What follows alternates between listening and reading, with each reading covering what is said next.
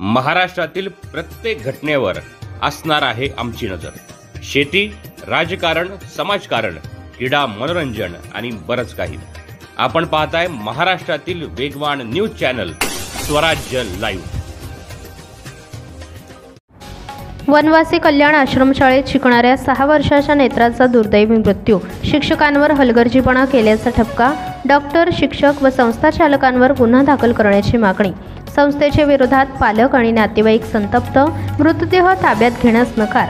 अखेर अधिकाऱ्यांच्या आश्वासनानंतर पालक आणि नातेवाईक शांत। माणगावमध्ये वनवासी कल्याण आश्रमशाळा इयत्ता पहिलीमध्ये शिकणारी 6 वर्षीय विद्यार्थिनी नेत्रा भरत लेंडे हिचा दुर्दैवी मृत्यू झाला आहे। नेत्रा ही पेन तालुक्यातील बोरावडी येथील रहिवासी असून 2 दिवसापासून आजारी असून तिच्यावर उपचार चालू होते असे तिच्या नातेवाईकांकडून सांगण्यात आले आहे। मात्र शाळेतील शिक्षकांच्या हलगर्जीपणामुळे मुलीचा मृत्यू झाला असा आरोप संतप्त पालक आणि नातेवाईक यांनी केला आहे। माणगाव उपजिल्हा रुग्णालयासमोर गोंधळ घालत नातेवाईक व पालक यांनी मुलीचा मृतदेह ताब्यात घेण्यास नकार दिला। त्यामुळे वातावरण तणावपूर्ण होते। पोलीस प्रशासन घटनास्थळी दाखल झाले।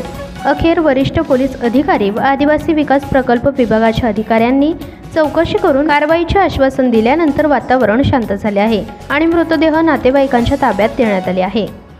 स्वराज लाईव्हसाठी प्रतिनिधी दीपक दबके, माणगाव, रायगड। आता जे काही संस्थेचा दोष असेल किंवा कोणाचे असेल त्याच्यावर कारवाई करण्याची सुरुवात आतापासून मी जातोय, शाळेवर जातो, शाळेत वस्तुस्थिती चौकशी करतो आणि हायर अथॉरिटी आमचे जे आहेत त्यांना मी जसा रिपोर्ट करतो त्याच्यावर लवकर कारवाई होईल।